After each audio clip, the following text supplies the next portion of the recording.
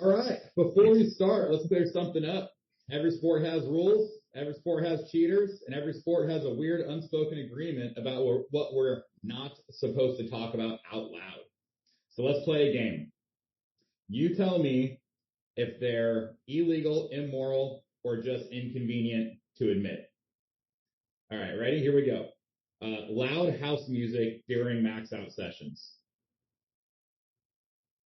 Good. Yeah, get No, cross that no. out. So what about cortisone shots? Uh, yeah, those can be good. Painkillers on meat day. I usually don't, but that can be fine, I guess. What about therapeutic use exemptions? Sure. You know. Sure. That doesn't sound real convincing. I don't know. I mean, you need insulin. I guess you need your insulin, you know. All right. Okay. Yeah, I guess no insulin could be a problem. All right. What about traveling to a country where the rules are flexible? To train, right? Yeah. Yeah. That's that's been done before. Probably not great to do. Probably not great. All right, cool. Now that we've offended at least three governing bodies, let's talk about the enhanced game. Welcome to Not My Box. With me today, a guy who has lived on every side of this argument. Wes Kitts, two-time Olympian, American record holder, Pan Am champion, coach, gym owner, and a man who spent years living under the whereabouts system like it was parole. I'm Danny Lear from Caffeine and Kilos, gym owner, coffee dealer, your friendly moderator who's going to ask questions everyone's afraid to ask and then make it awkward. I've also lived 4 years under the whereabouts system, and it is absolutely like parole. It's terrible. Wes is one of the few people qualified to talk about this without sounding like a Reddit thread. So a little get to know you, Wes. Sorry, I'm still working on my words. It's 6:30 in the morning. I've been up for an hour and a half, but nobody else in my house was, and so this is the first time my brain's putting things out my mouth instead of just typing. All right. Before anyone trusts your opinion, Wes, we need to know how compromised you are. So here we go. Lightning round, no explanations. Hesitation counts as guilt. Have you ever taken something legal that felt illegal? No, Just the house music? I don't know. I mean, stem cells, but it's not like they were magic, I don't think. Mm. Have you ever not taken something legal because it felt illegal? I was told not to take something legal by USA weightlifting staff. So So yeah. what was that? Cortisone. Oh, really? Hmm. Huh. Yeah, I was about a month out from a competition. They're like, "Oh, you could pop for that." I'm like, "Yeah, if you take it midnight before you compete, yeah, you could. It's Yeah. True or false? Drug testing rewards compliance, not honesty. true. Yeah, I think that's probably true. Have you ever trusted a system you knew was broken because it was the only system available? Yeah. Yeah. All right. And now that we've established the level of ethical gymnastics required to survive an elite sport, let's get into it. So the thing we all pretend isn't happening. So here's the reality. Elite sports run on three currencies: performance, compliance, and sometimes silence. For decades, the deal has been do whatever you want, just don't get caught. Now the enhanced games come along and say, well, what if we just stop pretending? No WADA, no U.S. anti-doping. We're talking about medically supervised enhancement. Centralized camps, doctors, blood work, protocols out in the open. So the question isn't, is this shocking? The question is this more dangerous or just honest? And Wes, you didn't stumble into this. You chose it. Let's start there. So why say yes, Wes? You've already done the Olympics. You've already played by the rules. You've already lived under the testing regime. So why say yes now? Was it curiosity, frustration with the system, financial reality, or the simple fact that pretending everyone's clean is exhausting? Right? What brought you to the enhanced games? I would I would say primarily the just financial reality, right? Like Olympic sports is practically a volunteer job. And it was about to be a volunteer job for me after 2 Olympics and 8 years of competing for USA weightlifting. A month after the Olympics, they rewrote the stipend protocols. I think I missed it by about 1% on my Olympic total, and they wrote the protocol, the stipend protocol after the Olympics. So they see all the results on the field. They write the standard for the result, and oh, you didn't make it. Yeah. So you can you can see there's something a little off there. That's probably not the way that should be done. I would think since the Olympics had no bearing on the qualification system, maybe they could have picked those numbers in advance, so they could have been targeted by the Olympians that wouldn't be able to go to world championships and earn those spots. But that's not what we're talking about. Basically, in a way, I got fired from USA weightlifting. They did ask if I was interested in just training less and working for money and still competing for them, which I told them no. How's that I'm gonna not, work? I'm not willing to not train hard and go step on international stages at the age of 35. After 2 Olympics, that was not something I was interested in. Anyways, pretty soon after I had retired at Pan Am's, Enhanced reached out and they're taking really good care of their athletes and put up some pretty cool opportunities. And it obviously wasn't something I was anticipating. I sort of had accepted that weightlifting was done. I was playing around on a grid team and trying to do what I could at the gym and some online coaching and everything. But I love competing and I still love training. So when an opportunity like that presents itself, it's hard to say no to it, I guess. Take a step back just in case people aren't totally aware of what's going on. So the enhanced games, I'm going to tell you my take, what I think the enhanced games are and what's going on. And we've had some few conversations, so I think I'm much more informed than a lot of people, but I'll kind of give you my take on it. You tell me, where I'm right and wrong and anywhere in the middle. Using a glass mug, clear glass mug. Yeah, I like it for my espresso coffees because you can see all the little foamies. You're fucking wild, man. And so, it reminds me of my Christmas vacation with the moose. It's got like the moose sailor one, Yeah.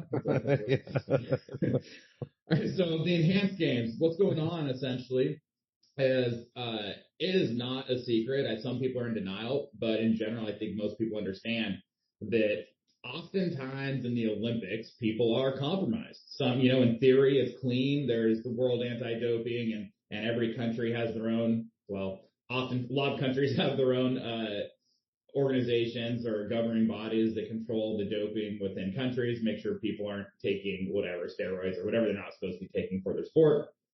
However, over time, more and more stories come out that make it obvious. I mean, there was a thing back in the 80s with the German teams and the Russians and different things like that. But then, you get into Lance Armstrong and like that whole thing with, the U.S. Postal Service team. And turns out that basically everybody in cycling at the highest level is doing something that was against the rules.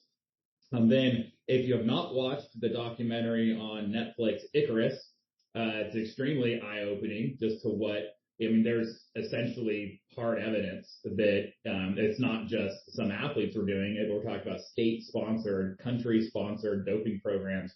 And it goes beyond that, not just the doping programs, but then the cover-ups. So it's not just, oftentimes people think what that would entail is someone doing a bunch of whatever and then getting off it just in time so they pass the tests on meet day. Whereas that would actually be a better situation than what's actually going on oftentimes is people just being juiced the entire time and then doing things like cheating on the tests or swapping, after you test, swapping the really like fortified, the bottles of urine and different things like that and just completely getting around the rules. So the enhanced games came along and said, you know what, people are doing this anyway, but they have to lie about it. And to a certain extent, they do have to come off a little bit before competition. Also, I mean, arguably, people in competition hold back sometimes of what they're actually capable of, as not to make it too obvious. So a side note on that, I witnessed live the 2015 World Championships in weightlifting. I saw a guy won his weight class, got gold medal in his weight class on his second attempt in the clean and jerk, and then put 10 more kilos on the bar, power cleaned it, and dropped it, and walked off the stage. It was just 100% just letting you mother know that like this was not a competition, right? And he would always, like, I think on the second attempt where he won, he set the world record. You know what I mean? So he got gold medal at World, set the world record, put 10 kilos on the bar, and then power cleaned it and walked away. And so like that's, so I after watching that live, I'm like, well, what is he actually capable of? Like, what could he have set this world record at if, he wasn't trying to raise more eyebrows than he already did with that, Maybe you'll post a YouTube video one day. What's that? Yeah. Maybe you'll post a YouTube video one day. And yeah, maybe one. Yeah, exactly. How many times we've seen that? So, Enhanced Games basically said, well, let's cut the shit. Let's kind of get to this. Here's the deal. People are capable of doing incredible things, and we don't even know. And with today's technology and science, there's ways to do it relatively safely, and the safest way to do it is under supervision of doctors who are going to be monitoring different things. It would be very bad to talk this up and then something bad happen to somebody because of it. So let's get these athletes in certain sports where we know would benefit them talk, and also what are popular sports to watch in like the Olympics, and also what would just be fun to see people at their ultimate expression of ability, right? And so weightlifting is an obvious one for the the capabilities that someone might be able to do under drug enhancement. And then swimming and track and field, I know are at least two of the other ones, just because those are popular to watch, and also obviously, sprinters, more juice, more faster. And so that's kind of thing. I don't know what other sports there are. I know for sure, again, I think there's the sprinters, some swimming and weightlifting. Is that it, Wes, or are there more sports involved? They also, and I don't know what his involvement is going to be with Enhanced, but Thorb Jornson's going to do a deadlift out there as well. So he's going to go for his deadlift world record at the event. So yeah, there it is. And so not a Olympic sport there, but still a sport where it's just kind of fun. Let's just get the giant person and get him more giant and see what he can pick up. Right. So what they're doing is they're taking these athletes, and these are all proven athletes that have been proven at the highest level. So again, we got Wes here, 2-time Olympian. And then, there's some other weightlifters that have, I think maybe possibly even some Olympic medalists in there. I thought it was on the female side anyway, there might be one, or maybe it's just that world championship, world medalist. Lady Solis is one of the ones. I think she's got a world championship win. I'm not positive. So taking some of these swimmers, sprinters, weightlifters, and said, okay, let's do this thing. Let's make it worth their while, because after they do this, they'll never be eligible to compete in any sort of, I guess you'd say, quote, legitimate competition again. I think that'd be frowned upon. So people kind of, honestly, in the twilight of their careers, but that have had a lot of success, and let's enhance them. Let's get them, juiced up on everything that's going to help them perform better, and then put them on a stage and have them see what they can do compared to the world records. And so that's kind of, Wes, how did I do with that? Where did I mess it up? Is that a fair take on the Enhanced Games? Yeah, that's pretty much right. They have been paying attention to what's going on in Olympic sports. They, note that the athletes it's hard for them to make it, right? They're not getting paid very, very well, even if they do win medals. It's not, 4 years worth of work that gets paid out, right? They've noticed the corruption in the governing bodies, right? For instance, that German documentary covered the IWF taking money to make drug tests disappear. So it was that easy. Like, really, you don't even have to be smart or doing, top end. You just have to have a Netflix subscription. Yeah, you have a little you have a little cash you want to spend on your weightlifting team, you can pass some tests and do what you want to do. So, and every time they get in trouble, they act like they're fixing it. But I think, and I heard this on one of our calls, but, Enhance said that, the IOC did a polled all the Olympians, or a lot of the Olympians, and 50% of the Olympians polled said that they'd used banned substances. Yeah. Uh, just because it was anonymous. And I was like, I mean, if I was doing that, I'm going to lie on the anonymous poll. I don't care. So how many So you people, think 50% like is how a many, low number? I mean, I thought that was, I mean, I wouldn't have, I don't know. Anyways, that just seemed like a lot. And if that's the case, I don't know what sport they polled or where they even polled that, but, I mean, I don't know, just in my sport, it's where I'm familiar. Like, it's an issue, and the documentaries kind of confirm what we talk about behind closed doors. But yeah, just like putting it out in the open, makes it, I think, honestly safer, right? Like Yeah. we have physicians that are going to oversee everything we do, and we start this off with a echocardiogram and getting our blood tested, and like making sure that we're healthy and able to do these things. And it's going to be monitored throughout the whole process. And they're not gonna allow us to abuse the drugs either, right? Like, that's part of the deal. That's when you work with a doctor, right? They're not gonna let you hurt yourself with Yeah, these following their protocols, right? pharmaceuticals, right? And then the ones that we'll have access to are, they've been around a long time, they're well studied and researched, and they pretty well know that the side effects are mitigated when you don't abuse them. So I mean, safety is like first and foremost with a company that's trying to like build a protocol and show a proof of concept with like enhancing athletes and not hurting them. Yeah, 3 weeks before the event, if one of the athletes goes down with a heart attack, probably not good for the company, because this is a big money thing, right? So the enhanced games is going to be in Las Vegas, Mhm. correct? Yeah. And they're building out this stage platform venue, I guess you would call it, that looks pretty dope, right? Like it is. This is not someone just toying with the idea. Like there is a lot of money being thrown around this thing. Like it's a major investment for the people involved. Yeah. I mean, I don't know how they're doing it, but anytime you have to put a pool somewhere for an event, I feel like it's going to be a big investment. Olympic length swimming pool, right? We're Yeah. not talking about a little like sun deck here. No, and yeah, I know they were knocking around the idea of like a big performer, like a music, I guess an artist, coming out. So they're gonna make it like a showcase more than anything. It's like WWE for Olympic sports. And Yeah. they want to bring attention to these fastest, strongest athletes, and like show people how cool this can be. So I honestly think it's going to be great for For the sports.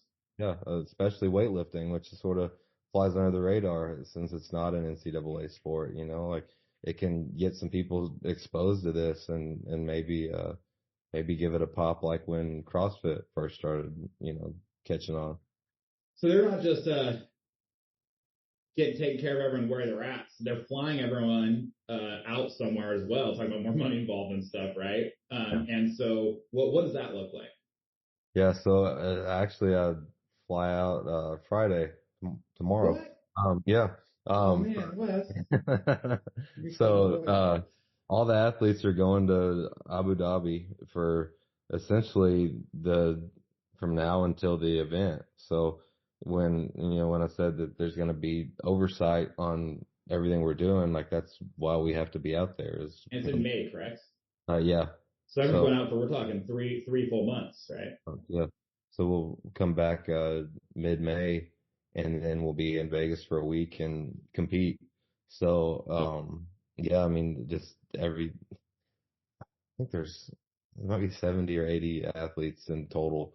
Um but there's enough doctors to oversee everybody's protocols and results and how their body's reacting to everything that's going on. There's dietitians, hotels, uh, got a chef that's making us food. I think they know everybody's like macros.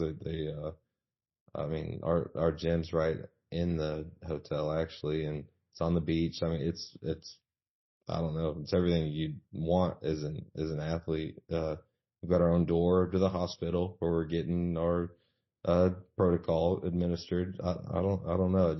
It sounds really awesome. Yeah. And we'll see when we get there how it all goes. Like I know that they're thoughtful and like they're putting a lot into this thing. They want it to be successful, so I imagine it comes together pretty smooth. So, here's the thing. Let's get into something that might be a little more controversial with it, right? So, you know, I'm not. This is somebody from pushing against this idea, right? Someone from, we'll call, USADA or WADA, USA Weightlifting, for example. The question is, so does this coerce athletes financially into enhancement? Or is this something that you think athletes would maybe, in the back of their mind, always kind of wanted to do, but, didn't or couldn't or whatever? Yeah. Or is this something that, is the financial side of this, something that maybe is, coercing athletes into doing something they normally wouldn't want to do or wouldn't otherwise do?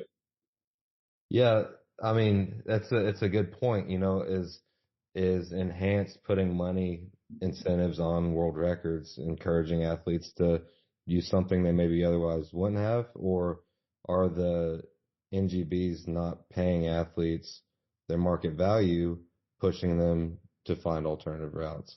I mean, which one is it? Like, should Enhance be held responsible for being willing to pay athletes what technically they're worth? And if USAW is not going to come back and, well, we want you to represent us, we'll match that and then some. Like, who's actually at fault here, And again, they're not. There's this, there's this big. I guess the drugs are taboo because people get hurt on them, right? Right. These are people that are buying them from who knows where, right? Scott's bathtub. Yeah, they're they're black market drugs for one. They're administering them themselves for the most part. They're doing doses that are probably not responsible. And then if you're looking at like skirting around drug tests while you're using these drugs, now you're using stuff that's maybe not optimal. Masking agents as well, right? Right. So, you're exposing yourself to a lot more harm if you're like, like if you wanted to just use testosterone, well, like, oh, they've got a test for that, so I'm gonna do insulin instead or whatever. That's dangerous, right? Like, Yeah, potentially more dangerous, right? right. Like, that's the I mean, how many people are on TRT now safely, right? And then that was taboo until 3 years ago when they named it TRT, and now everybody's dad's on steroids, which is fine.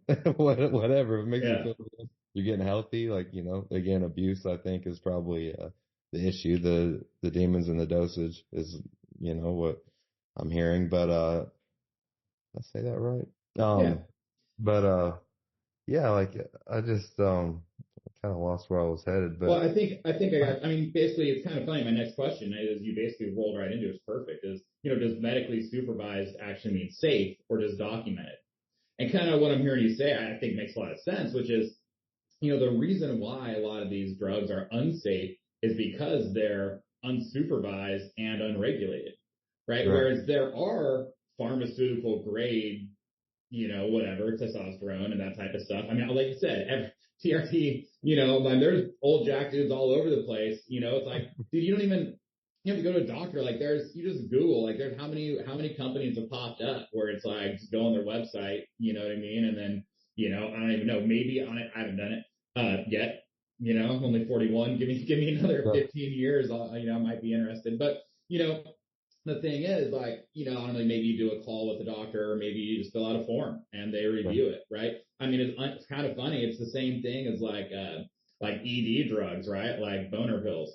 It's like you talk about Viagra, it's like, oh, go talk to your doctor. It's like now, dude, there's whatever, I know Hims is a super popular one, right? Yeah. There's a ton. It's like, you just go on a website, fill out a form and pay your money and like they'll send you drugs in the mail, you know?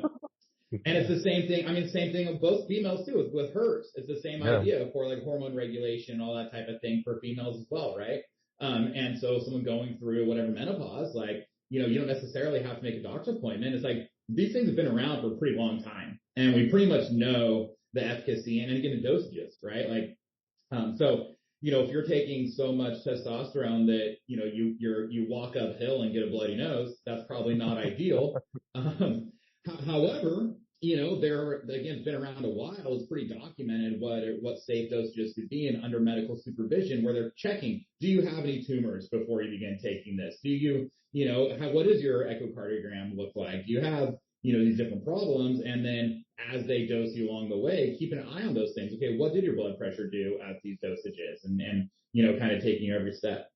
So, yeah, the medically supervised, it kind of seems like might mean safe more than just documented, right? Or say as safe as it can be, I guess would be a more reasonable say it. Yeah. I mean, if if it's not safe, I mean, everybody on TRT is in trouble right now. I don't know. Uh, Right. Yeah. but again, like you said, they've been studied for a long time. There's not going to be abuse in these cases because they're not going to allow it. It would ruin their company. Um, So, if somebody did. So I yeah. just like with them having skin in the game, it made me feel really good about it. So like I saw the same thing everybody else did, right? The Rogan podcast, they had I don't know which fellow it was, but basically like he's trying to hype everybody up on it, and a lot of media outlets are they're calling it the drug Olympics, right? Like do whatever you want, just show up, geared to the gills, whoever, like all takers, like anything. And it's not that at all. It's Someone really should do that though. Kind of like those. Remember back, whatever, 15 years ago on TV, like the boxing where like they just go into a town and they get all these hicks out there and put gloves on them, have them, and it was like boxing, but these dudes were like getting after it. You know what I'm talking about? I don't think I saw Oh, dude, it was, it was great. They just like pull up and, whatever, and then people just come out and let it rip.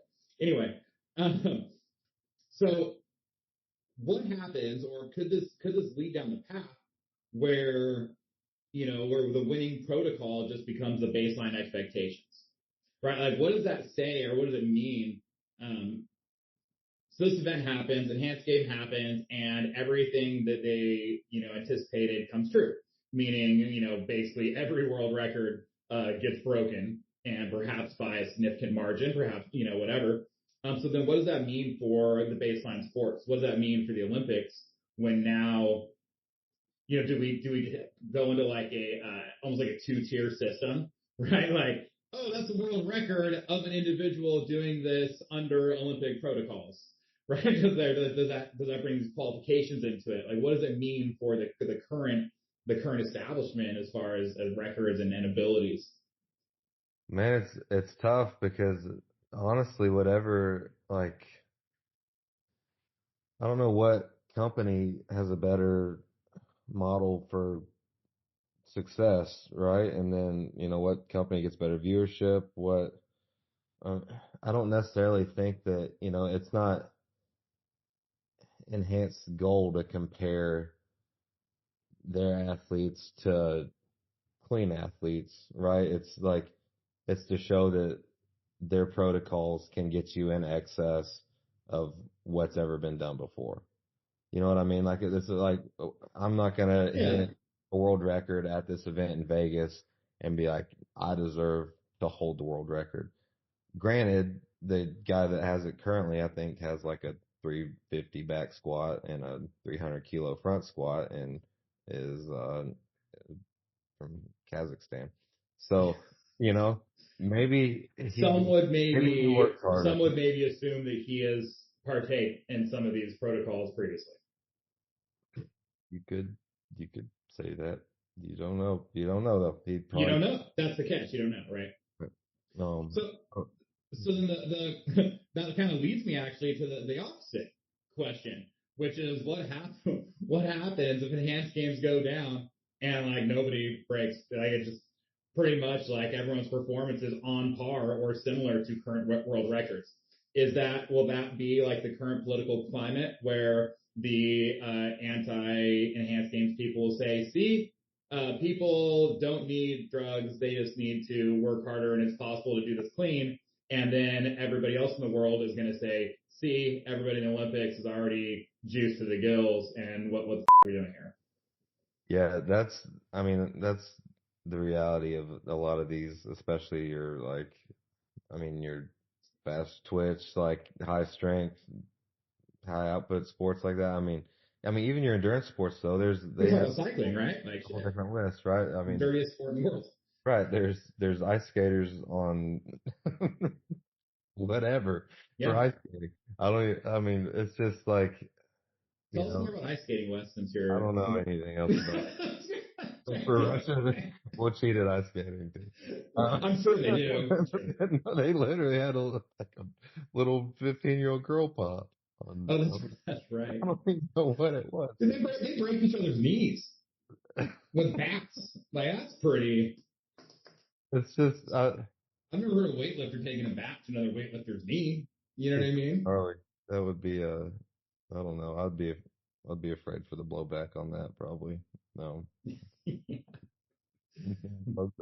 But it's just like, it's not, I wouldn't expect any of the enhanced games weightlifters to just like blow these numbers out of the water, right? These historical weightlifting numbers just away, because the ugly truth is that, it's the dirtiest sport in the Olympics, right? Like it's just not gonna be realistic to expect us to be like well in excess of existing records, and like we can likely beat them, and I don't know. I don't know how the argument proceeds, right? It'll be an argument, but like that's part of this reality, is that the Olympics is not as clean as they claim, and this is transparency.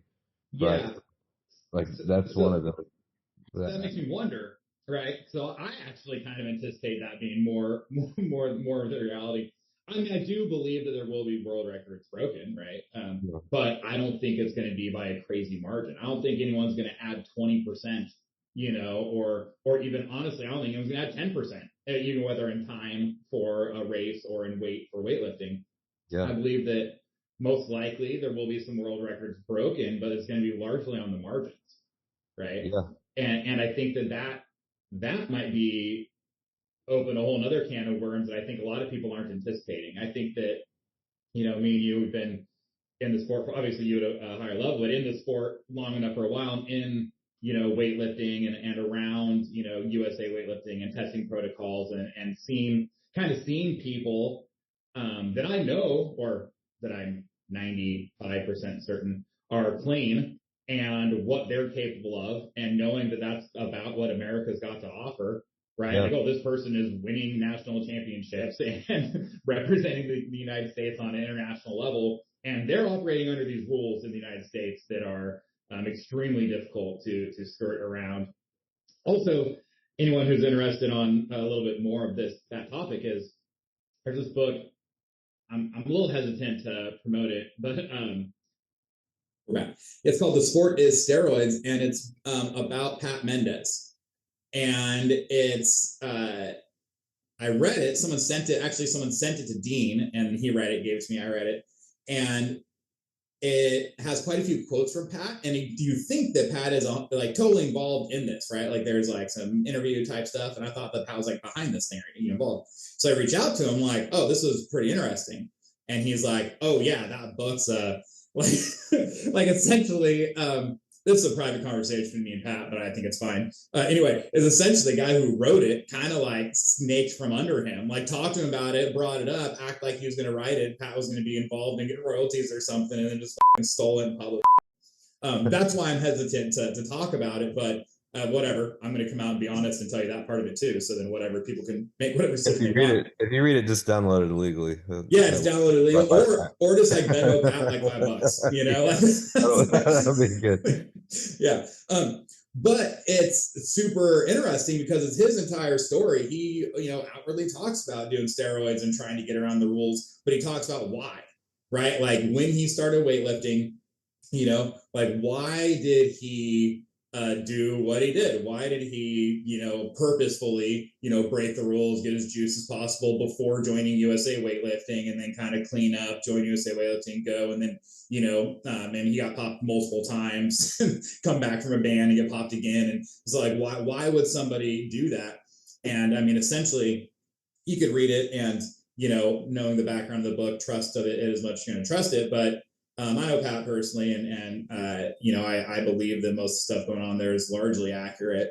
I mean, essentially, it was like, hey, man, this is what people, if you're going to medal in the Olympics, by and large, not 100% of the time, but by and large, this is what the medalists are doing. Like, this is what it is. And if you want to compete and have a chance to beat the best in the world, that's what it takes, right? Since then, we have had Americans, medal at the Olympics under U.S. testing protocols and everything, and so take that for what you will. But I think that his take at that time, that by and large, 90% of the time, the reality is the gold medalist at the Olympics, if not currently, has a background of doing this type of thing. So anyway, just if anyone's interested in kind of getting it, like what this actually looks like in reality, and if you're not, not real familiar with it, that is kind of a resource that kind of gives the behind the scenes of somebody's thought process that would lead them down that path, and kind of really kind of brings us to what the enhanced games is doing now. He was trying to do it his own, but on his own and in a governing body where it's not allowed. But the idea was like, hey man, like if the goal is to see what we're gonna do, then this is what other people are doing. Let's see if we can do it too. I mean, it was the only path to the podium, especially. I mean, Pat, that would have been 2012 quad. Yeah. We're talking 2008, 2012. So, I mean, testing's gotten better. IWF come under more scrutiny, right? They've been expected to make changes. So part of the changes that they made to qualifications actually has given clean athletes a chance to at least compete in the Olympics more frequently and see a podium or a higher placement on a podium. So at that time, they did team qualifying, right? So you qualified for Olympic spots as a team. The better your team competed internationally, the more spots you got. So USAW paired up with USADA was looking at 0 spots for the men going into the 2016 Olympic trials, right? The women had 2 or 3 maybe. But because we drug tested the men for the whole quad, they can't beat the countries that aren't drug testing their men the whole quad. So other countries are taking a giant group, right? I think taking up to 10 athletes maybe. Right. Was a country with testing protocols taking 0 to 1. So essentially, they like incentivized state-sponsored doping by doing team qualifications.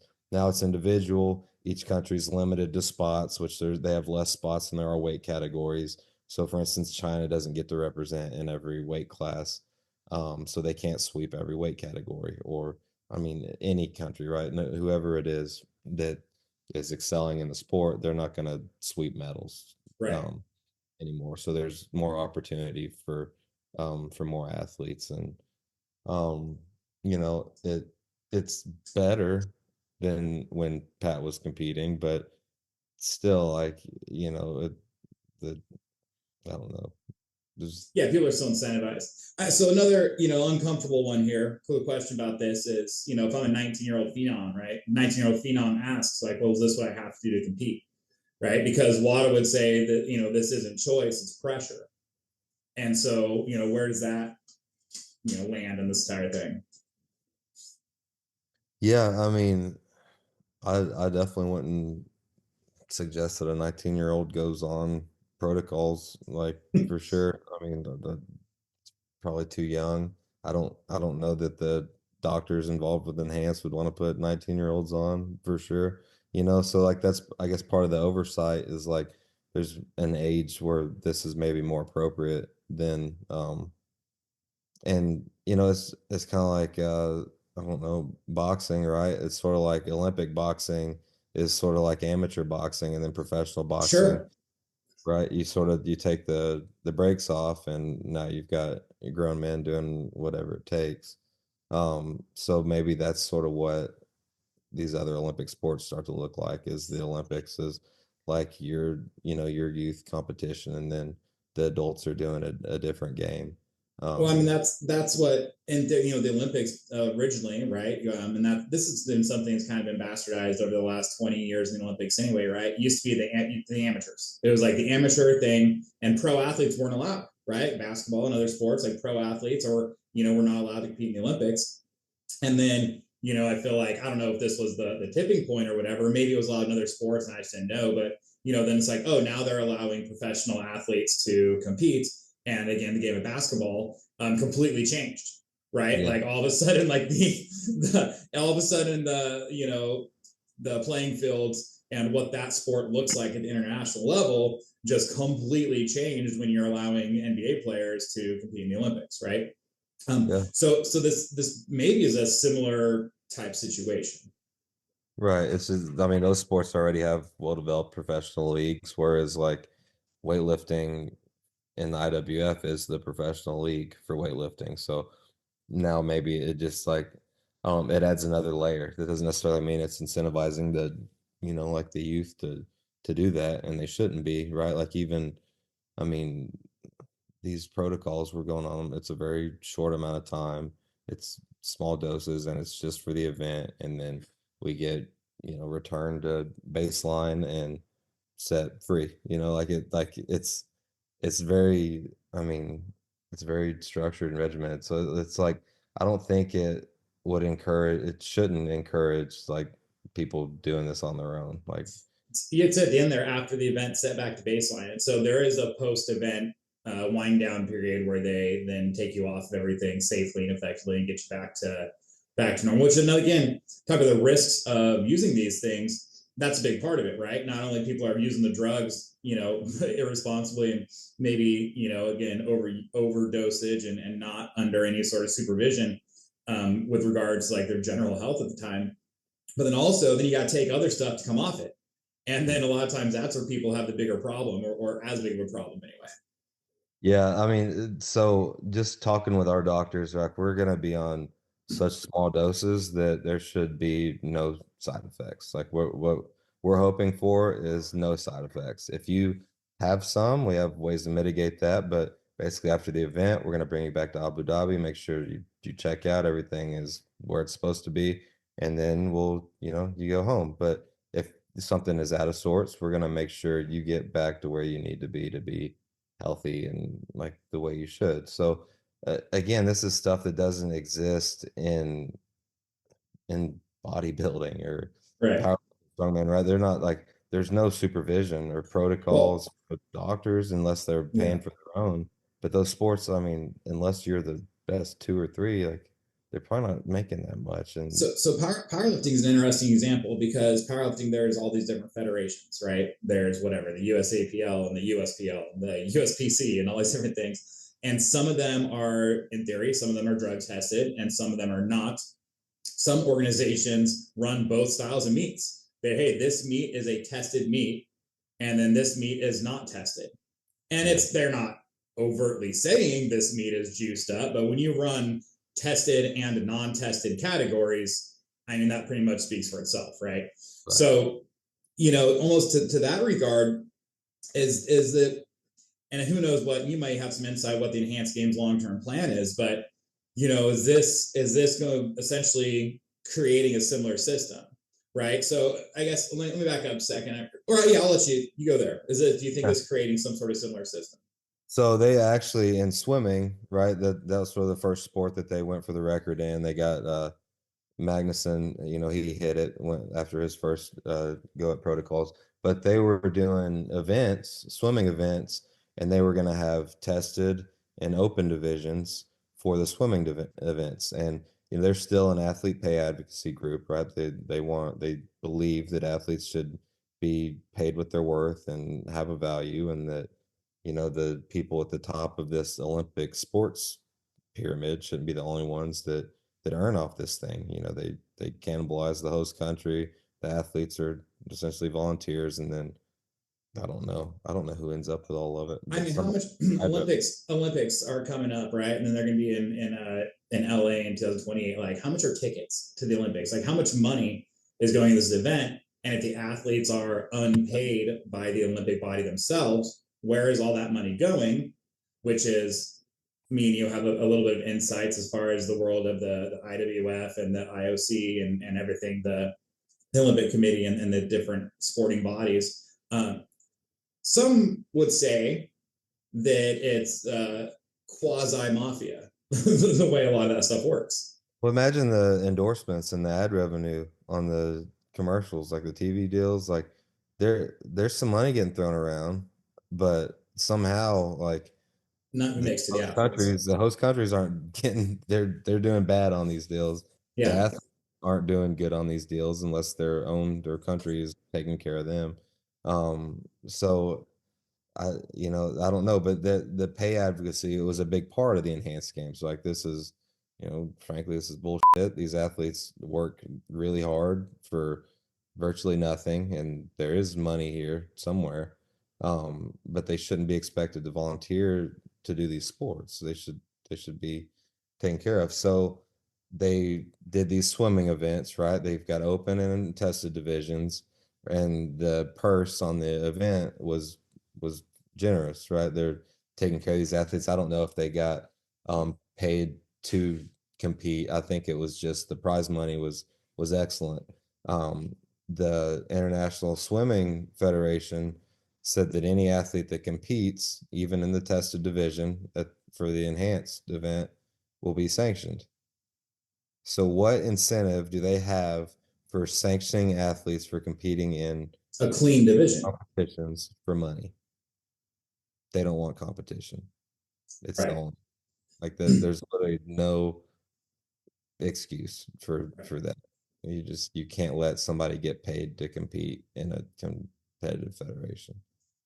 So one pushback or another one would be, okay, I'm the average guy. I'm starting. I'm young guy. We'll say, right? Not just whatever. So I'm a young athlete, and I see whatever we'll call it weightlifting, since that's what we're talking about. And I'm like, man, I love this sport. I want to compete. I want to get as good as I can. However, I know for a fact now that the people at the absolute top of this game are on steroids, are juiced. So does that make that individual just not even care about the sport? Like, well, I don't want to do that. Like, should I even compete in weightlifting? Should I even do this sport knowing that that's what it takes to be the best in the sport? And I don't necessarily want to go down that path, right? Is that something that's a concern? That is, I mean, it's a really good point, because one of the reasons I got into weightlifting was because it was a tested sport. So like I got done with football in college, and I was doing CrossFit, but I like to lift heavy, and I just like being in the gym. I didn't really care what I did. So like, you know, I looked at powerlifting. I'm like, okay, I don't, bodybuilding, right? Like, and then there's this Olympic weightlifting. So like, if I'm going to spend all my time in the gym, why not do a sport where I don't have to like necessarily do this thing that like I don't have to abuse drugs to be good at it? And I mean, that's truthfully what it requires. And Sure. I mean, yeah, 100%. Because it's completely it's just there's no oversight at all. So there's no limit on it, right? Just more is better. So that sort of like drove me to weightlifting. But I think like the Olympics should continue to try to stay clean, and just like for boxing, it should like be, that could be like the amateur route, and that can still like people can still aspire to do that. But right now, aspiring to be an Olympian does not like necessarily secure financial freedom for sure. Yeah. It doesn't secure fulfillment, right? Like you just end up making a sacrifice, and it feels pretty empty after the experience. I mean, the post Olympics like depression issue is not Like it's not swept under the rug. Like people know about it. Like it's a real thing, and that's what it is, right? You've built up this huge accomplishment, and people will tell you what a great accomplishment it is, and how big it is. But you get there, and I mean, it's not as filling as you would expect, right? The moment's Yeah. amazing. Like even like, after the fact, it feels good. It's what an accomplishment. But, at some point you realize that you just got two duffel bags full of clothes that are weird to wear, especially if you're in your 30s. And that's kind of it, like as far as what you can do with your time, it's not, it's a more of a sacrifice than anything. And through enhanced, it doesn't necessarily have to be a sacrifice, but If you know, if the if the IOC paid athletes fairly, does the enhanced games even exist? no. Yeah. So I mean, it's a market correction, right? Disguised as a moral crisis. That's one way to describe it. Why would anybody go to an organization for less money or for Right. less force pay? They wouldn't, right? Like it's just that's not. If people were incentivized, or financially or otherwise incentivized, or I guess not even or otherwise, if people were financially incentivized to compete clean, then I Yeah. think that that's what they'd be doing. I mean, if USAW had a nice salary that was comfortable, I mean, I would I don't see a reason to go to Abu Dhabi for 4 months. Yeah. All You right. know, Love the honesty. I think a lot of people would appreciate that, But but it's simple we're gonna fact, right? we'll be in a resort on the beach, right? It's gonna be awesome. But I love home. I've got Dude, you my like Knoxville, you like your yeah, kids, you like your wife, yeah. right? Like It's not there's not that's a big thing to do. And if I had an opportunity here in Knoxville, right, then it makes it hard to like go spend 4 months in Abu Dhabi at my age and my situation. But the truth is I was effectively fired by USAW for competing in the Olympics and hitting 99% of their standard for funding right. Yeah. before they had set the standard.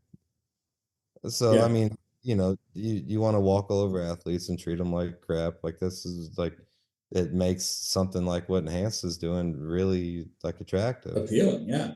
So, is it their fault? Is it their fault for putting together an attractive opportunity, or should the NGBs be held accountable for not making better opportunities and relying on these athletes to volunteer? Like that, I mean, that's the truth of the matter. It is a volunteer work.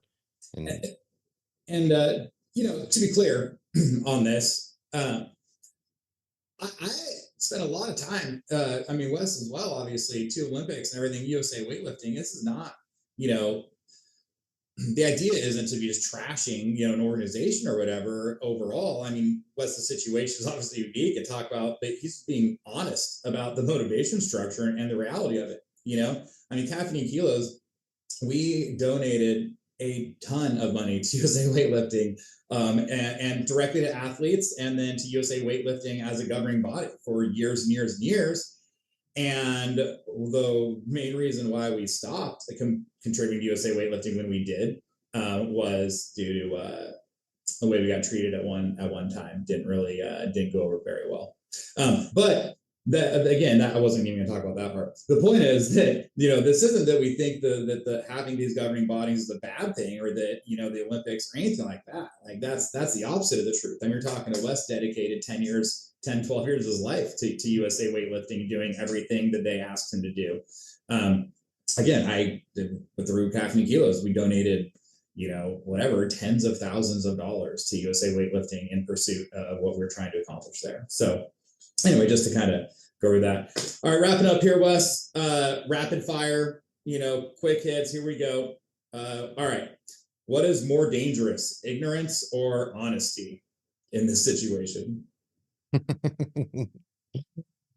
oh, I'm just gonna say ignorance because telling the truth shouldn't be afraid of it. Yep. Is anti-doping about fairness or optics? Optics. Would fans actually stop watching if they knew everyone was doping? Probably not.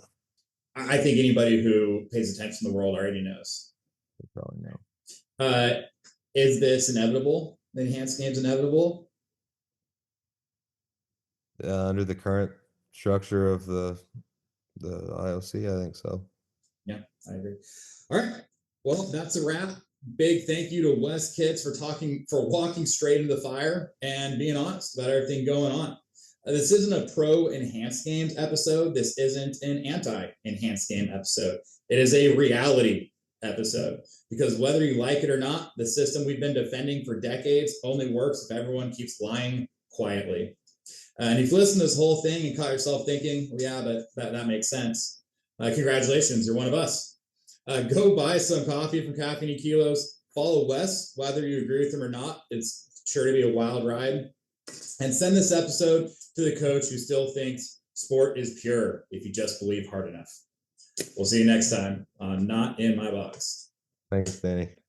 Thanks, Wes.